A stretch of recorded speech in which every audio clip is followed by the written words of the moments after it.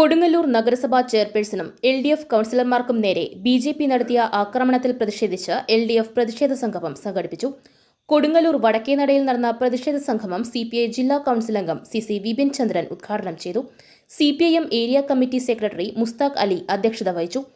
LDF ജില്ലാ convener PK Chandrasekharan, KR Jaithran, Venu Vennara, Arun Menon, PP Subhash, KS Kaisab, Raheem Pallath, Shefeeq Manappurath, TB Pravesh, Sheela Rajkamal, Ashraf സബാൻ എന്നിവർ പ്രസംഗിച്ചു.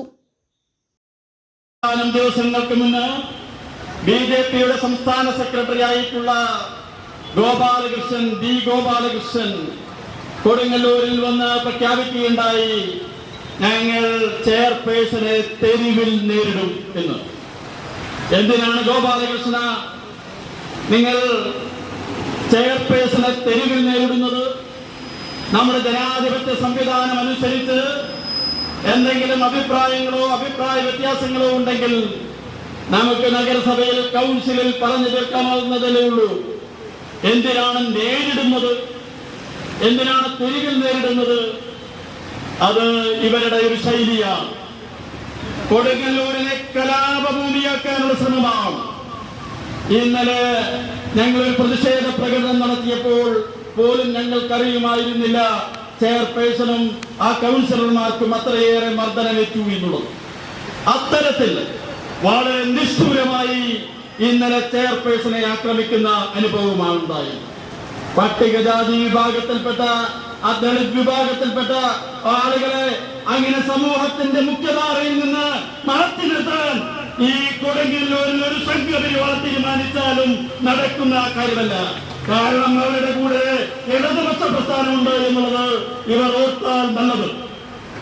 പ്രിയമുള്ളവരെ, ഇവർ പറയുന്നു പദ്ധതി വിഹിതം കിട്ടിയില്ല എന്ന്. അങ്ങനെ ഒരു പദ്ധതി ഞങ്ങളുടെ വാർഡിലേക്ക്, BJP വാർഡിലേക്ക് പദ്ധതി വിഹിതം കിട്ടിയില്ല എന്ന്.